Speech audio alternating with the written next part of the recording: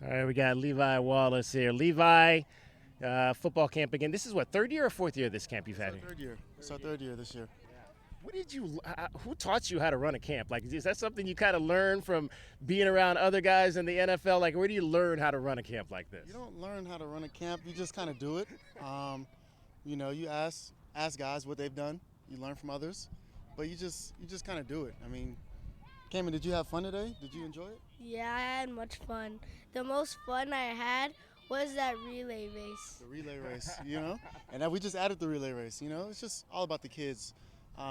This camp was really about teaching them the fundamentals of football, knowing that every position at some point in your career you're gonna have to learn how to block, you're gonna have to learn how to tackle, and so we just kind of trying to develop kids the right way out here today. I like the relay race at the end. It gets the conditioning in without actually knowing that you're conditioning. 100%, 100%. And he said it was his favorite, so it was good.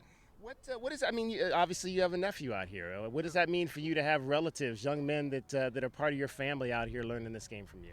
Yeah, I mean, honestly, he's a great football player. I was able to see him last year for the first time since I retired. And he plays with the Falcons. He's a great football player. He's going to continue to grow. And then he wears 39. So that was super cool that my nephew decided to wear 39 to honor me. But it's cool just to have family around here.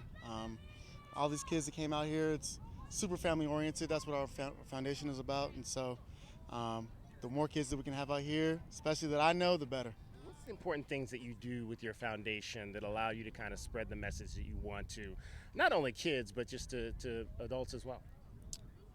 You know, playing in the league for 8 years and having the success that I had with the fame and the money, I've come to find out it means nothing. If you're not giving back, if you're not helping the community where you came from, if you're not affecting those around you, then what are you doing with your time? I've learned recently that tomorrow's not promised for anybody.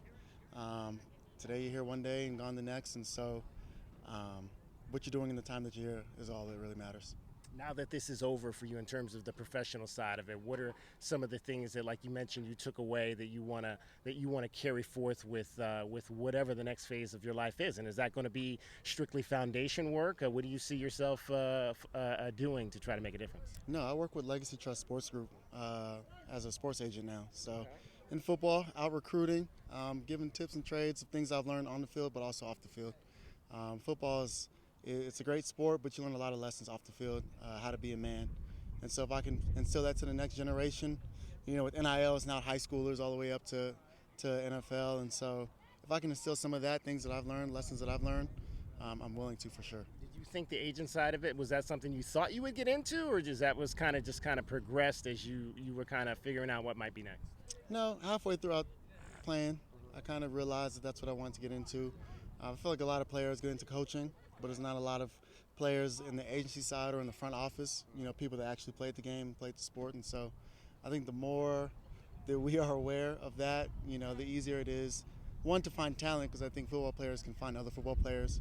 But guys, you just understand. When you've played the game, you understand, you'll be able to relate when you're on the other side of it. So I enjoy it. Okay, so I interviewed Demetrius. I asked him to give me a Levi story. He talked about how you used to pick him up for 0 hour here at Tucson High. So give me a Demetrius story from Levi's side of it. Demetrius story.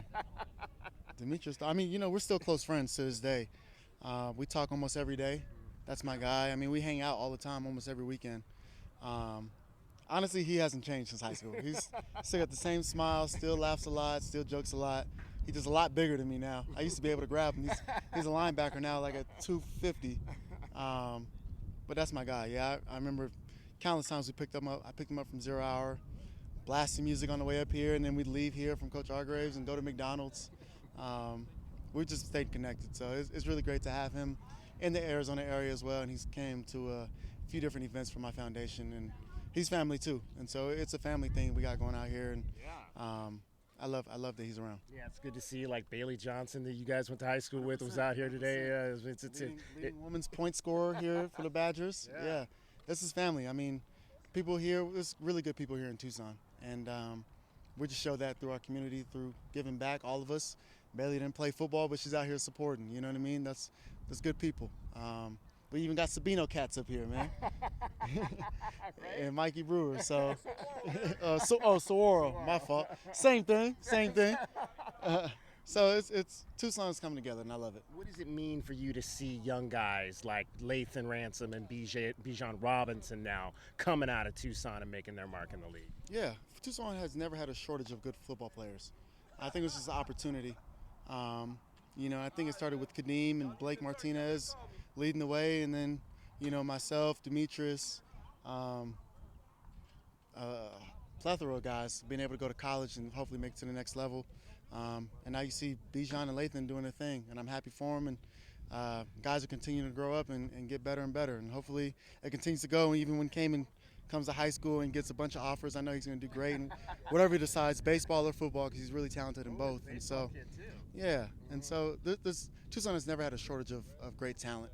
And it's our job as a community, it's my job as a leader to be able to put Tucson on the map and continue to push Tucson outwards. All right, so a kid is out here today and he says, I want to play the cornerback position. What's your number one tip for him to progress through that?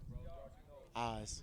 Good eye discipline and footwork. That's what I was running the ladder drills. I don't know if you saw me, but I told him the key to football is good footwork and good eyes. You have to see what you're doing, and then your feet have to react to it. And that's at every position. You have to have good footwork, and that's in every sport, So we just did basic ladder drills out here, so that's what I was trying to harp on. I could have did the DB drills, but I want to work on footwork for sure. How's the golf game? Golf game's a golf game. Some days good, some days bad. You can't have hit it any worse than I did last Saturday, so there you go. Hey, Levi, also always great to see you. Continue success doing this work out here in the community. We love to see it. Thank you, DK.